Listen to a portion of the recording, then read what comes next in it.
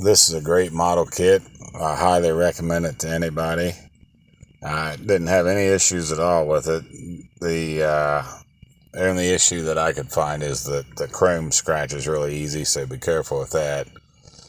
And whenever I went to paint mine, I bought some cheaper spray paint, and when I put my top coat on, I rumped my paint, so I had to repaint the whole model.